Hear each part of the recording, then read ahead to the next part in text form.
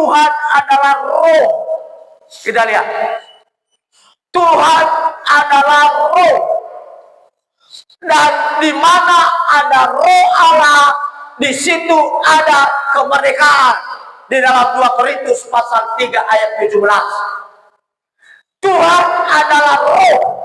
Kalau hidup kita ada Allah, kalau di hidup kita ada roh Allah, maka di hidup kita ada kemerdekaan.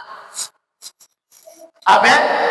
Kalau di usaha kita ada Tuhan, kalau di pekerjaan kita ada Tuhan, maka di situ ada kemerdekaan. Tapi kalau di usaha kita tidak ada Tuhan, kalau di pekerjaan kita tidak ada Tuhan, maka di situ ada penjajahan. Di situ ada perbudakan. Kita lihat saudara, bahwa yang memerdekakan kita bukan uang. Yang memerdekakan kita bukan dengan perak dan emas, kata Yesus. Tetapi yang memerdekakan kita dengan darah yang mahal. Amin. Ini yang memerdekakan kita, saudara. Maka jangan dulu cari uang. Cari Tuhan dulu. Karena di mana ada Tuhan, di situ ada kemerdekaan. Di mana ada uang, justru sebenarnya ada perbudakan ada di situ. Bukan dalam arti kita tidak cari uang, ya silakan cari uang. Tapi jangan engkau diperbudak dengan itu. Kau harus bebas dengan itu, saudara. Saudara, kita lihat.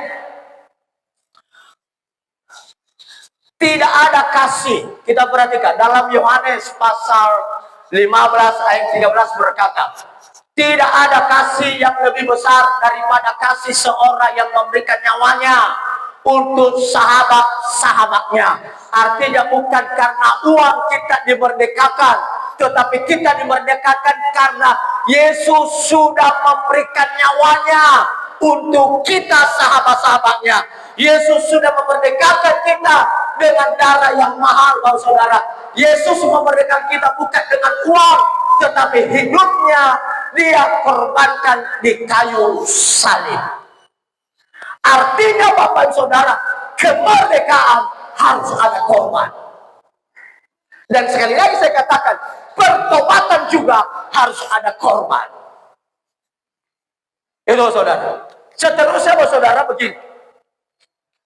Lihat di sini bahwa Roma 8 ayat yang kedua berkata begini. Roh yang memberikan hidup telah memerdekakan kamu dalam Kristus dari hukum dosa dan hukum maut. Dalam Roma 6 ayat 23 berkata, sebab upah dosa ialah maut, tetapi karunia Allah ialah hidup yang kekal dalam Kristus Yesus Tuhan kita. Artinya ketika roh yang memberikan hidup dan telah memerdekakan kita, maka Kristus dari kamu dalam Kristus dari hukum dosa dan hukum maut. Dosa artinya kita perhatikan saudara, upah dosa ialah maut. Maut ini adalah kematian, kematian yang kekal.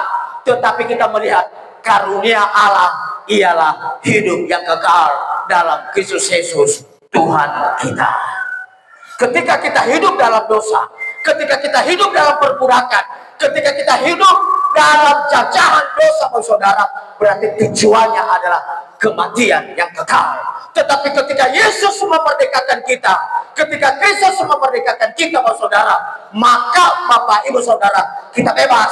Bahkan firman Allah berkata, kita mengalami kasih karunia Allah.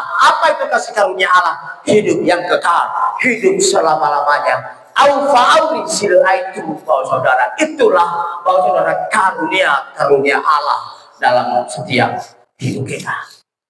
Kita bagi berdoa. Kita mau nyanyi kepada Tuhan.